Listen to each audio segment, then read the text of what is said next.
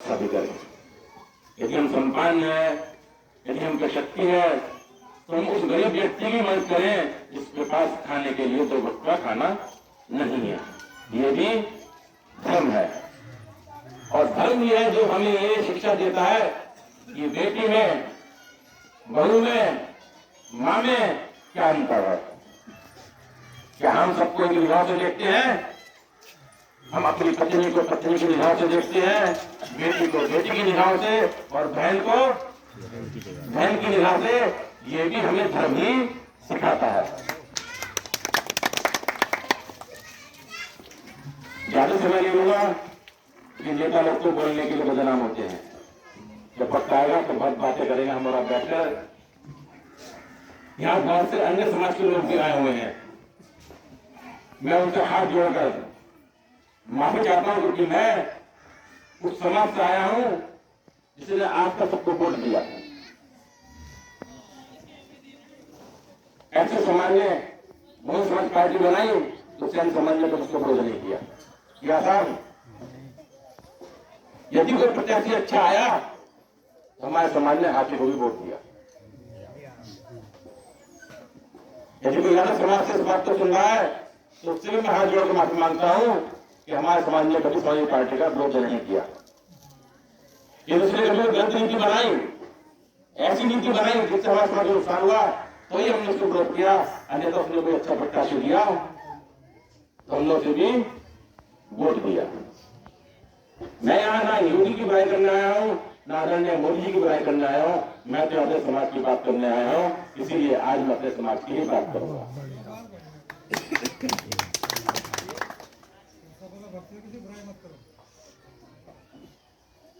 लोकतंत्र के अंदर सब समाज को अपनी तरक्की करने का अधिकार है, अपने समाज की मीटिंग करने का अधिकार है, अपने समाज का दल, राजनीतिक या सामाजिक संगठन बनाने का अधिकार है।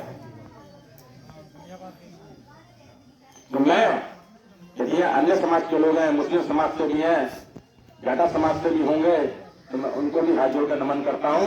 यदि वो यहाँ आए तो मैं उनसे बात करता हूं कि जिस दिन समाज हमारा, जिस दिन सैनिक समाज हमारा सत्ता की शक्ति में आएगा तो अन्याय किसी के साथ नहीं होगा। अगर एक रोटी होगी तो सब में बराबर बांटी जाएगी। यदि सैनिक समाज भूखा रहेगा तो अन्य समाज भी भूखा रहेगा। अगर हमारे बच्चे तरक्की करेंगे तो दूसरे समाज के लोगों को भी उतनी अवसर मिलेगा तरक्की करने का। जैसे हमारे से अन्याय हुआ, हम का अन्याय किस समाज के साथ नहीं करेंगे। भाइयों, मेरे बुजुर्ग तुल्य, मेरे पिता तुल्य यहाँ बैठे हुए नागरिकों से मैं ये कहना चाहता हूं कि ये जो धरती है वो पावन धरती है, जो धरती पे गंगा बहती है। ऐसी कोई दूसरी दुनिया में धरती नहीं है जो गंगा बहती है, जिसको अपनी मां मानते हैं। तो जब तक इस धरती पर गंगा बहती रहेगी, इस धरती से हमारी संस्कृति का नाश कोई नहीं कर सकता।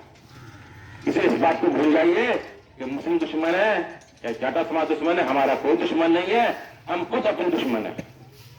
क्योंकि हम, यदि कोई सैनिक समाज आगे बढ़ता है, कोई सैनिक परिवार आगे बढ़ता है, तो मुझसे जो पेट रखना शुरू कर देते हैं कि ये हमसे आगे कैसे बढ़ा। ये नहीं सोचते कि हम भी उस रास्ते पे चले जिस रास्ते पे वो परिवार तरक्की कर गया। गलत तो नहीं भाई मेरी बात?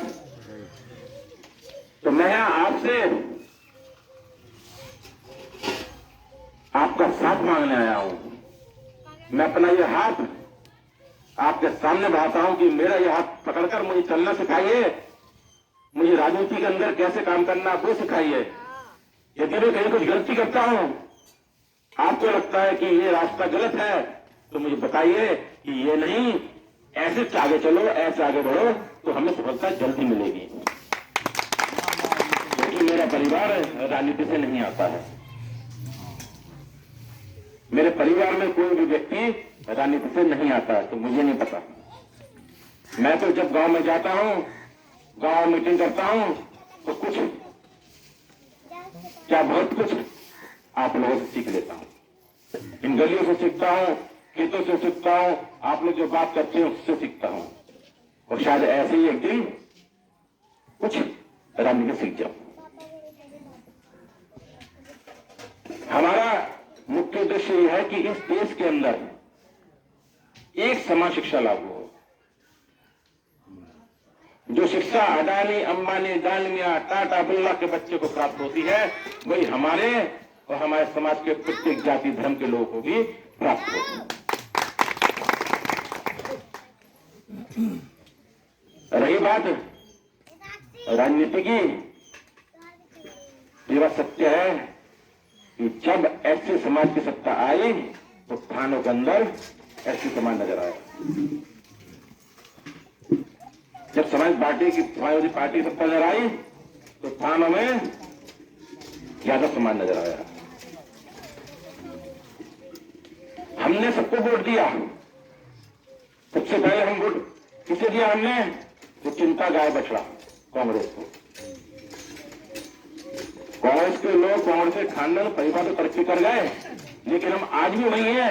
मेरे सामने बुजुर्ग बैठे हुए हैं जो 70 साल के हैं, 70 से ऊपर के, उनसे पूछ लीजिए क्या हम में कोई बदलाव आया?